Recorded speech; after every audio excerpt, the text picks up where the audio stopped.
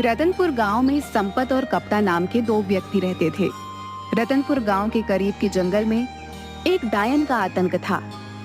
रतनपुर गांव के बहुत से लोग उस जंगल में गायब भी हो चुके थे। संपत और कप्ता उसी जंगल से गुजर रहे थे। अरे कप्ता भाई, हमें शॉर्टकट रास्ते से नहीं आना चाहिए था। यहाँ से जल्दी चलो। सुना है यहाँ पर लोग रहस्यमय तरीके से गायब होते हैं। ये जंगल बड़ा ही डरावना है। अरे मेरा चेला होकर तू बुज़दिलों जैसी बातें कर रहा है। अरे कप्ता भाई, पिछले ही महीने सुखिया चाचा का बेटा इसी जंगल से लापता हो गया था, जिसका सुराग आज तक नहीं मिला। तुम तो वैसे भी 9 महीने शहर में बिताते हो और 3 महीने गाँव में बिताते हो। तुम्हें क्या पता गाँव में क्या चल रहा है? अबे तुम गाँव के गवार क्या जानो शहर की आमदनी के बारे में, हैं? तुम तो बस सारा दिन मुंह उठाए गाँव में फिरते रहते हो। कितनी बार बोला है तुझे चेला कि मेरे साथ शहर आ जा, लेकिन तू ये गवारों वाली जिंदगी छोड़ना ही नहीं चाहता। तभी संपत की नजर एक पॉलीथीन पर पड़ी जिसे गुरु पकड़े हुए था। ये हाथ में क्या पकड़े हो कप्ता भैया? जरा हमें भी दिखाओ क्या है इस पॉलीथीन में। अरे कुछ नहीं संपत, मेरी पत्नी ने शहर से कुछ डायपर के पैकेट मंगवाए थे, बस वही है। डायपर के पैकेट? लेकिन जहां तक मैं जानता हूं तुम्हारे घर में तो कोई बच्चा है ही नहीं। अबे पगला हो गया है क्या? मुन्ना को भूल गया क्या?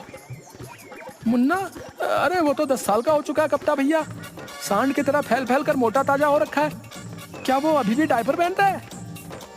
तुम गांव के गवार क्या जानो? तुम गांव के गवार इस बात को नहीं समझोगे। हम शहर के रहने वालों के तौर तरीके कैसे कैसे होते हैं। बड़े शहर वाले बनते फिरते हो। अरे सीधे सीधे ये क्यों नहीं कहते कि तुम्हारा वो सांड जैसा मुन्ना अब भी बिस्तर पर सुसु कर लेता है? अरे मैंने उसे बड़े लाड़ प्यार से पाला है। क्या खाक लाड़ प्यार? अरे कान पर 2 मारो उसके, बिस्तर पर सुसु करना बंद कर देगा। उसको पीटने के बजाय उसके लिए डायपर के पैकेट और ला कर दे रहे हो और कहते हो कि हम शहर वालों के जीने के तौर तरीके बड़े अलग होते हैं। इससे तो अच्छा मेरा गांव है भला। संपत ने यह बात बोली ही थी कि तभी अचानक देखते ही देखते चारों ओर धुआं छा गया और अजीब अजीब सी आवाजों का शोर होने लगा। ये धुआं कैसे संपत? मुझे कुछ भी दिखाई नहीं दे रहा। तभी संपत के कानों में कप्ता की चीख टकराई। चीख सुनकर संपत बुरी तरह से डर गया और बेहद फुर्ती से वहां से भागने लगा। कुछ ही देर में संपत भागता हुआ गांव पहुंच गया और चिल्लाते हुए सबसे बोला, अरे गांव वालों, कहां मर गए तुम सबके सब? निकम्मो, तुम सबके सब जल्दी से मेरे साथ चलो, कप्ता भाई लापता हो गए हैं। संपत की बात सुनकर गांव का मुखिया गुस्से से बोला, क्या बात है संपत? क्या कुत्ते की तरह इतनी देर से भौंके जा रहा है? लगता है तू आज भी शराब पीकर आया है। कितनी बार कहा है तुझसे कि ज्यादा मत पिया कर, लिवर खराब हो जाएगा। अबे मर जाएगा किसी दिन। जल्दी चलो मुखिया जी, गजब हो गया। मैं कप्ता भाई को बस स्टैंड लेने गया था और लौटते हुए हम उसी जंगल से गुजर रहे थे जिस जंगल में वो डायन रहती है। अचानक चारों ओर धुआं धुआं छा गया और कप्ता भाई की चीख मेरे कानों में टकराई। मैं बड़ी मुश्किल से अपनी जान बचाकर भागा हूँ। तू दोस्त के नाम पर कलंक है हीरू। अपने जिगरी दोस्त को, जिसे तू अपना गुरु मानता है, उसे अकेला छोड़कर भाग आया और हम सब गांव वालों को निकम्मा बोल रहा है। अरे तो क्या करता? मैं भी उस डायन का शिकार हो जाता। हाँ, अगर मैं तेरी जगह होता, मैं अपने दोस्त का साथ कभी नहीं छोड़ता, भले ही मुझे उसके लिए अपनी जान ही क्यों नहीं देनी पड़ती। बस करो मुखिया जी, अब मेरा मुंह मत खुलवाओ। सब जानता हूं मैं। पिछली बार जब रतन चाचा का बेटा उस डायन का शिकार बना था, तब आप ही उसके साथ थे।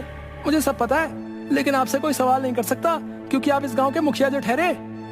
संपत ने यह बात बोली ही थी कि कप्ता हांफता हुआ वहां पर आ गया और गुस्से से संपत से बोला,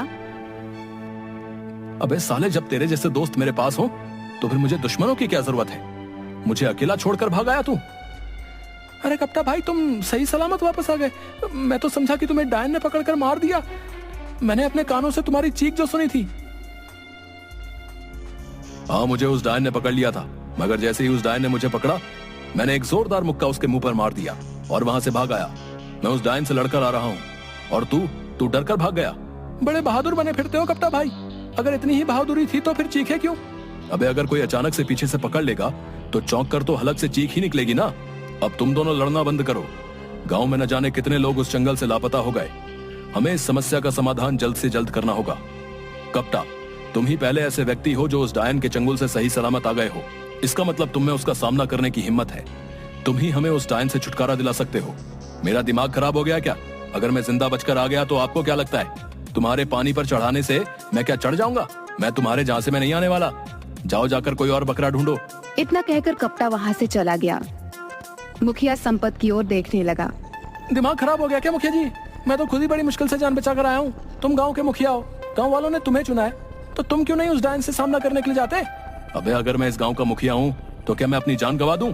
मुखिया ने इतना बोला ही था कि तभी एक बेहद बूढ़ा व्यक्ति जिसकी उम्र करीब 100 साल के आसपास थी, लाठी पकड़े हुए लड़खड़ाता हुआ वहाँ पर आ गया और कपकपाती आवाज में मुखिया की ओर देखकर बोला, चिंता मत कर, मैंने टेलीफोन के जरिए एक बहुत पहुँचे हुए साधु को उस डायन के बारे में बता दिया है। आज रात वो आने वाला है। देखना वो साधु अपनी शक्ति से उस डायन को जलाकर राख कर देंगे। हाँ। अचानक वो बूढ़ा खांसने लगा। उसके हाथ से लाठी छूट गई और वह गिर गया। उसे गिरता देख मुखिया गुस्से में संपत की ओर देखकर बोला, अबे देखता क्या, उठा इसको। ये झुमरी के परदादा भी ना, जब इनसे चला नहीं जाता तो फिर ये घर से बाहर निकल कैसे आते हैं? तभी अपने परदादा को ढूंढते हुए झुमरी वहाँ पर आ गई। ये तुम्हारे ही परदादा है ना? इन्हें घर के अंदर बंद करके रखा करो। झुमरी ने संपत से बोला, हर बार इन्हें घर पर बंद करके बाहर जाती हूँ, पर पता नहीं कैसे दरवाजा खोल लेते हैं। सैकड़ों बार गिर चुके हैं, मगर मजाल है कि इनकी पसली में जरा से भी कोई मामूली फ्रैक्चर हुआ हो। पता नहीं क्या खाया होगा इन्होंने जवानी में। झुमरी अपने परदादा को लेकर वहाँ से चली जाती है। रात का समय था। एक साधु रतनपुर गांव के उसी जंगल से शॉर्टकट रास्ते से निडर होकर चला जा रहा था कि तभी अचानक देखते ही देखते काला धुआं उठने लगा। मगर साधु निडर होकर वहां पर खड़ा रहा। कुछ देर बाद धुआं छट गया।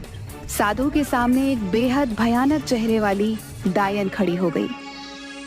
क्या तुझे पता नहीं, यहाँ जो भी आता है जिंदा बच के नहीं जाता। हाँ जानता हूँ, न जाने कितने लोगों की जान ली है तूने, लेकिन अब तेरा अंतिम समय आ गया है डायन, क्योंकि मैं तुझे अपने मंत्रों की शक्ति से भस्म कर दूंगा।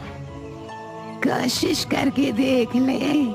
इतना बोलते ही साधु मंत्र पढ़कर उसके ऊपर फूंकने लगा। मगर साधु के मंत्रों का असर उस डायन पर हुआ ही नहीं। ओम क्लीम चामुंडाय नमः, ओम क्लीम चामुंडाय नमः। ये कैसे हो सकता है? इस पर तो मेरे मंत्रों का असर ही नहीं हो रहा। डायन हंसने लगी। साधु बुरी तरह से डर गया। वो डर कर रतनपुर गांव की ओर भागा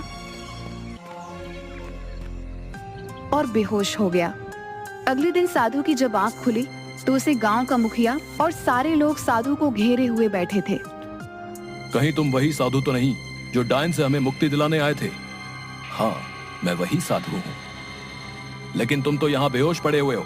क्या तुमने डायन को खत्म कर दिया? वो डायन उम्मीद से ज्यादा ताकतवर निकली। मेरे मंत्रों का उस पर कुछ भी असर नहीं हुआ।